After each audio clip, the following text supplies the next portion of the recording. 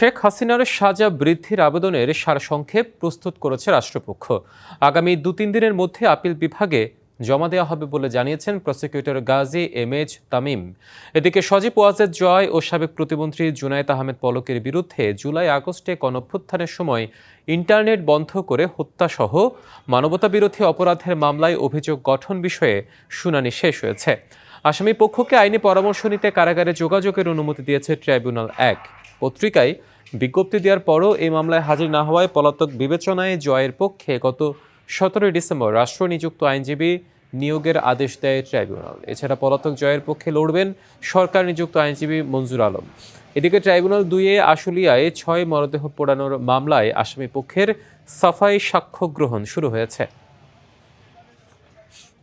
এই আন্দোলনে যারা ছাত্র জনতা নিরীহ নিরস্ত্রভাবে শান্তিপূর্ণ আন্দোলন করছিল তাদের উপরে মানবতা বিরোধী অপরাধ পরিচালনা করেছে এবং সেই তথ্য দেশে এবং দেশের বাইরে যেন মানুষ জানতে না পারে সেই জন্য পরিকল্পিতভাবে ইন্টারনেট বন্ধ করেছে। শুধু তাই নয়, এই আন্দোলনকারীরা যেন পরস্পর যোগাযোগ করতে না পারে সেজন্য এই ইন্টারনেট বন্ধ করা হয়েছে। দ্বিতীয় দিনের মতো ত্রয়োদশ জাতীয় সংসদ নির্বাচনে প্রার্থিতা ফিরে পেতে আপিলের শুনানি চলছে। নিষ্পত্তির তালিকায় রয়েছে 69টি আপিল। রাজধানীর আগারগাঁওয়ে নির্বাচন ভবনে শনিবার শুরু হওয়া এই শুনানি কার্যক্রম চলবে 18 জানুয়ারি পর্যন্ত। দুপুর 12টা পর্যন্ত 27টি আপিল মঞ্জুর, 3টি স্থগিত ও 5টি নামঞ্জুর করেছে নির্বাচন কমিশন। বগুড়া 2 আসনে মনোনয়নপত্র বৈধ হয়েছে নাগরিক ঐক্যের সভাপতি মাহমুদুর রহমান মান্নার। প্রধান নির্বাচন কমিশনার এএমএম নাসির উদ্দিনের নেতৃত্বে পূর্ণাঙ্গ কমিশনে চলছে এই শুনানি। প্রথম সেশনে শেষ হয়েছে 35টি শুনানির কাজ। এছাড়া গতকাল প্রথম দিনে শুনানি হয় 70টি আবেদনের। এর মধ্যে 52টিকে বৈধ ঘোষণা করা হয়, বাতিল হয় 15টি আর স্থগিত রাখা হয়েছে 3টি। প্রার্থিতা ফিরে পেতে নির্বাচন কমিশনে সব মিলিয়ে আবেদন জমা পড়ে 645টি।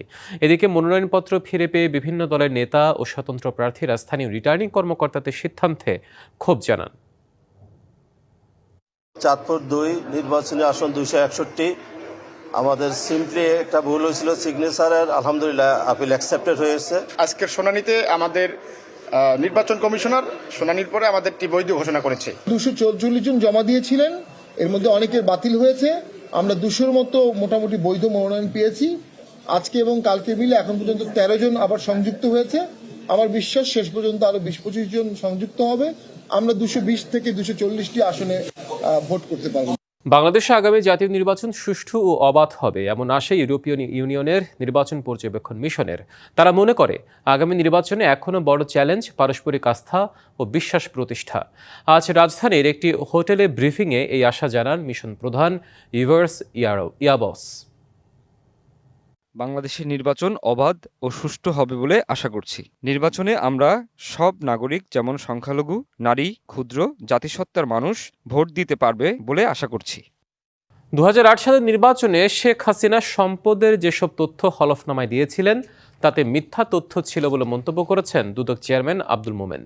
বলেন, তৎকালীন দুদক ও নির্বাচন কমিশন বিষয়টি যথাযথভাবে যাচাই করলে তিনি ওই নির্বাচনে অংশ নেওয়ার যোগ্যতা হারাতেন। দুদক বিটে কর্মরত সাংবাদিকদের সংগঠন রিপোর্টার্স এগেইনস্ট করাপশনের 22 বছরের পদার্পণ উপলক্ষে এক অনুষ্ঠান শেষে সাংবাদিকদের প্রশ্নের জবাবে তিনি এসব কথা বলেন দুদক চেয়ারম্যান। আরও বলেন, হলফনামায় অপ্রদর্শিত অর্থ বা সম্পদের বিষয়ে দুদকের তাৎক্ষণিকভাবে কিছু করার সুযোগ না থাকলেও নিজ নিজ এখতিয়ার থেকে সম্পদের তথ্য গোপনের বিষয়গুলো খতিয়ে দেখবে দুদক।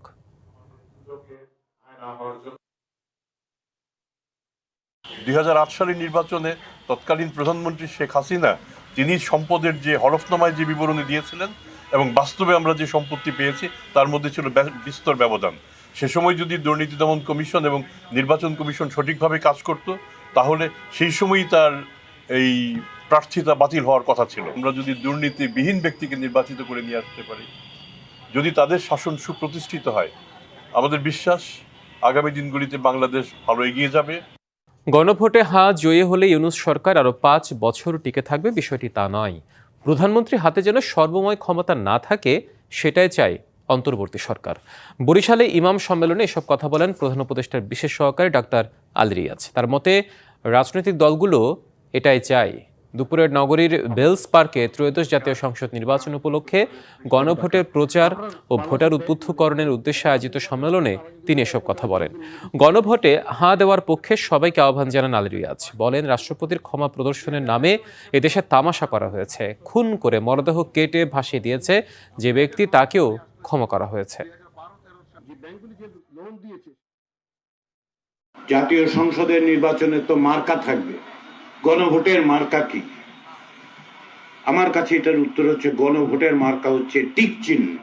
ওইটাই গণভোটের মার্কা, ওই মার্কাই ভোট দিতে হবে যদি আপনি হ্যাঁ বলতে চান।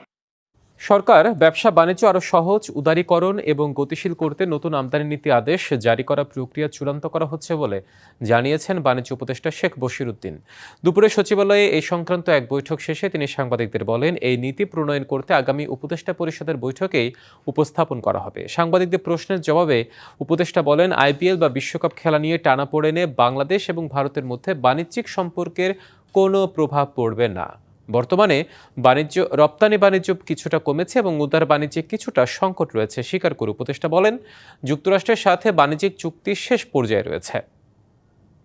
উদারীকরণের প্রচেষ্টা আমরা করছি, সহজীকরণের জন্য যে প্রচেষ্টা করছি, আমাদের ট্রানজ্যাকশন ইনস্ট্রুমেন্ট থেকে শুরু করে আমাদের কনফর্মিটি অ্যাসেসমেন্ট, আমাদের যে রেগুলেটরি রিকোয়ারমেন্টস গুলো আছে সেগুলোকে আমরা আরো সহজীকরণ কিভাবে করতে পারি, বাণিজ্য উপযোগী, এটা ক্যাবিনেটে অ্যাপ্রুভ হওয়ার পরে আপনারা বাকিটা জানতে পারবেন।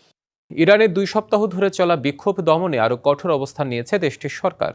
বিক্ষোভকারীদের সৃষ্টিকর্তার শত্রু আখ্যা দিয়ে তাদের বিরুদ্ধে মৃত্যুদণ্ডের অভিযোগ আনার হুঁশিয়ারি দিয়েছেন দেশটির অ্যাটর্নি জেনারেল। বিক্ষোভে এরই মধ্যে নিহত হয়েছেন অন্তত 78 জন, গ্রেপ্তার করা হয়েছে 2500-এর বেশি আন্দোলনকারীকে। বন্ধ রয়েছে ইন্টারনেট। এদিকে মার্কিন প্রেসিডেন্ট ডোনাল্ড ট্রাম্প জানান, ইরানের জনগণকে সহায়তা করতে প্রস্তুত যুক্তরাষ্ট্র। টানা 14 দিন ধরে সরকার বিরোধী বিক্ষোভে উত্তাল ইরান। দেশটির মুদ্রা রিয়ালের তীব্র অবমূল্যায়ন এবং ক্রমবর্ধমান অর্থনৈতিক পরিস্থিতির জেরে শুরু হয় এই আন্দোলন। 28শে ডিসেম্বর তেহরানের গ্র্যান্ড বাজারের আশপাশে প্রথম বিক্ষোভ দেখা দিলেও পরে তা ছড়িয়ে পড়ে দেশটির সবগুলো প্রদেশে।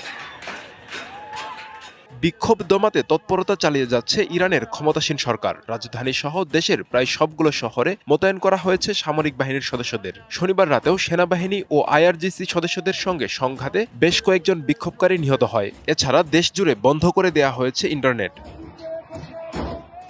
গণবিক্ষোভের মধ্যে ইরানের অ্যাটর্নি জেনারেল জানান, যারা বিক্ষোভে অংশ নেবেন তাদের সৃষ্টিকর্তার শত্রু হিসেবে বিবেচনা করা হবে। ইরানি আইনে এই অভিযোগের শাস্তি মৃত্যুদণ্ড। এমনকি বিক্ষোভের সহায়তাকারীদের বিরুদ্ধেও একই অভিযোগ আনা হবে বলেও হুঁশিয়ারি দেন তিনি।